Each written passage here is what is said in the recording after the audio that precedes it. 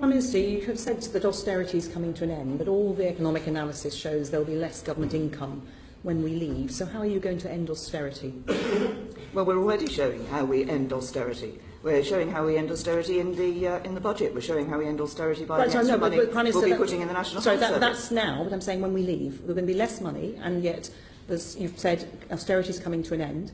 There's a 20 billion going into the NHS, for example, but there's a lot of other demands, as my committee highlights routinely. How are you going to end austerity with the financial challenges we'll have when we leave? What we are going to do in terms of ending austerity is ensure that we are able to continue to deal with our debt and see our debt falling, and put more money into public services. We will be doing that as our economy grows into the future, as the economy will continue to grow into the future. But Prime Minister, Prime Minister, but you've said in response to Rachel Reeves, the economy will grow at a lower rate, in your view, on the basis of this economic analysis. So there's less money coming in. So will you be raising taxes or increasing debt? No, the economic analysis shows the trade impact, and that trade impact shows the impact on the rate of growth in the future. Other things being equal, other things, of course, will not necessarily be equal in terms of government decisions and so forth.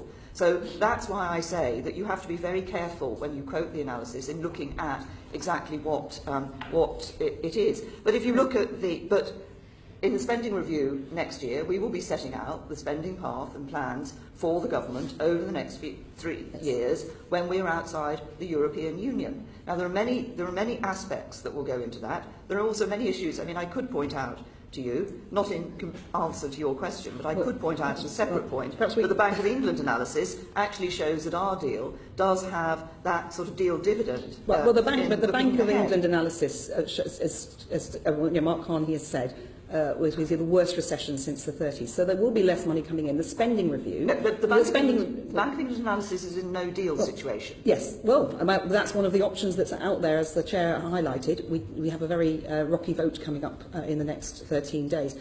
So given where we are at now, given that the spending review could be will be the first post-Brexit spending set-up for the government, there will be less money available under any analysis, especially if we crash out. How are you going to end austerity? Was that spending review going to be a cuts round?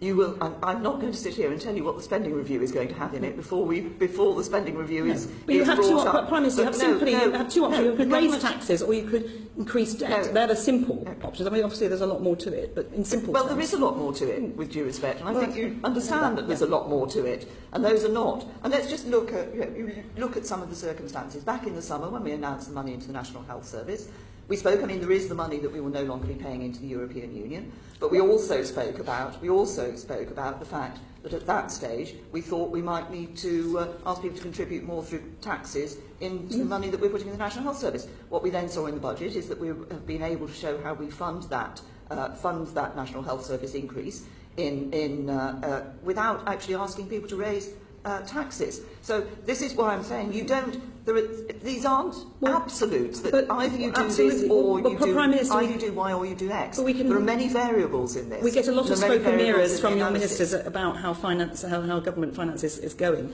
But today we hear that the Met Police, and certainly experience of mine in my constituency, are not investigating a third of all crimes. We've had, through my committee, we see routinely real challenges in the public services. So if austerity is over, you're going to have to fund that somehow.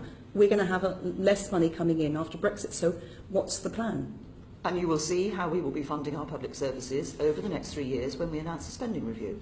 Right. Well, and on the withdrawal agreement, as my colleague has highlighted, that hasn't been properly modelled yet. Is there other plans to have some modelling of that before Parliament, before the vote? The withdrawal agreement? The plan, yeah, the withdrawal agreement. And the political agreement. You mean the political declaration? Yes, these are two separate. Yes, sorry, yes. I mean the political declaration. Yes, the political declaration sets out the spectrum. I've been clear about what the government will be aiming to achieve. But the government across an analysis looked at different options, but not the option that's before us. That's the point. There is a spectrum. So will you be doing that? There is a spectrum that is identified in the political declaration. We will be negotiating in relation to the rights and obligations, access to market versus checks that will be necessary. What we have done in the analysis, and I think it's entirely right and proper, and that is accepted by external bodies, we have put the sensitivity analysis so that people can see, have some idea of the impact of the variation of where we appear on that spectrum.